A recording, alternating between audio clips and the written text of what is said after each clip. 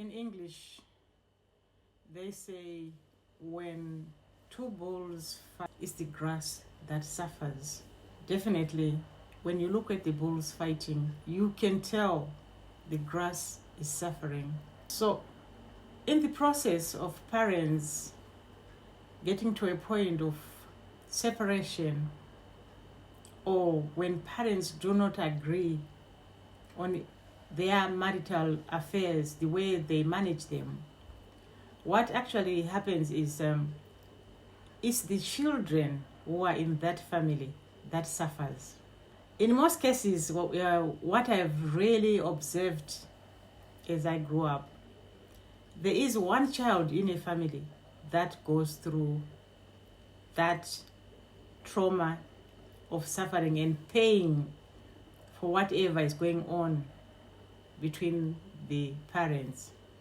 So many times people might think, why but how? Yes, this happens because what happens is when these two people who fell in love in the first place and told each other that they loved each other so dearly, they even went ahead and got married, and they got together and created children. And during that time when they are creating children, what happens? They start not understanding each other and not agreeing to some of other things that happens in their relationship. And as they continue with this, because in every relationship, if people do not communicate well, if people do not share the respect, because respect is earned between the two people. Between a couple, there must be respect between them. There must be respect of boundaries that are actually created for each of them.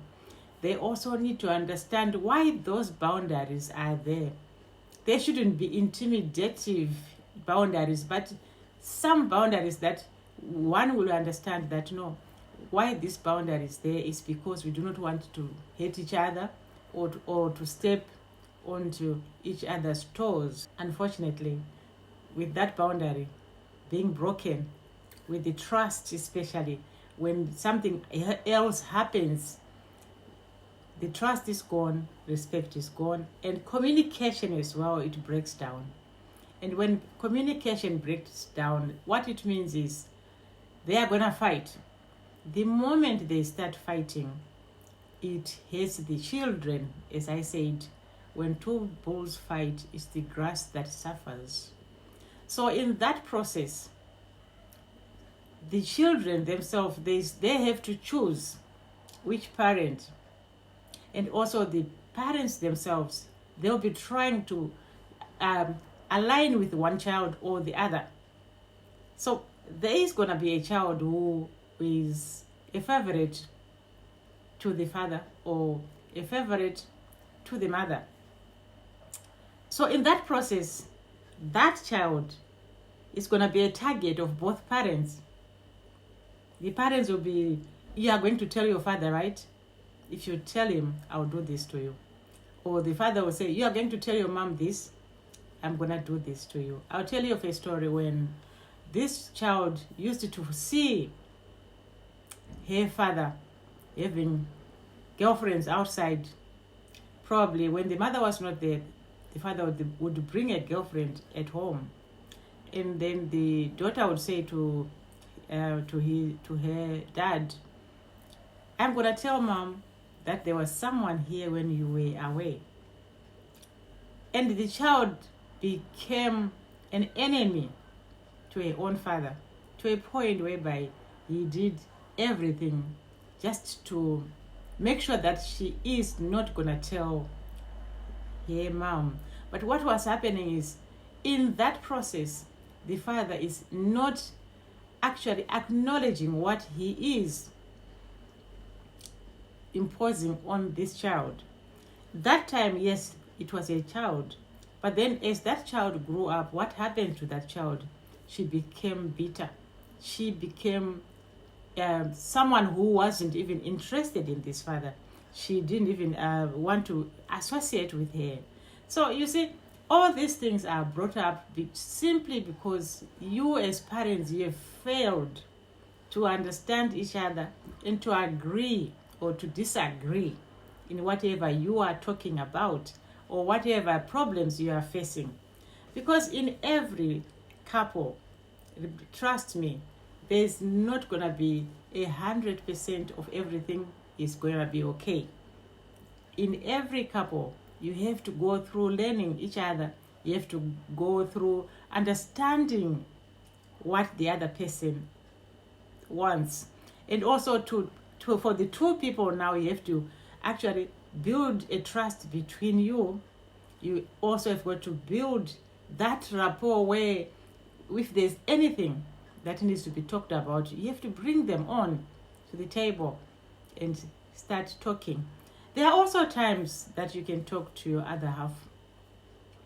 There are also times that you know that if I bring this subject here, things are not going to be okay. To both of you, it shouldn't be one way or the other. To both of you, you should understand that this time if I introduce this subject, it's not going to work. And this time if I introduce this subject, we are going to talk. So it's that reason why Percy Sledge, I always remember this song that he sang this song, take time to know her. Take time to know this person. Take time to understand who this person is. Of course, you will not get everything, but there are things that you can actually find out before you even go ahead to a point of getting married, because you will have known a bit more of him. Of course, it is good that you meet someone today and then tomorrow you say you're getting married, but it also brings some consequences into this relationship, because it sometimes, or I could say 90%, it will not work, because you have just jumped into conclusion. It was love at first sight. We love each other. Of course, there are other people out there, they will say, yes, we met the very day that we met, we decided we were going to go into a church and got married. I've read a book of that. But not everything ends up as it started. So this is where, as people get into relationships, they need to take time. That child who goes on to suffer because the parents are fighting is a child that you will see today who doesn't know how to behave, who doesn't know how to treat his other half, who doesn't know how to treat her other half. It is because of the way the parents treated that child.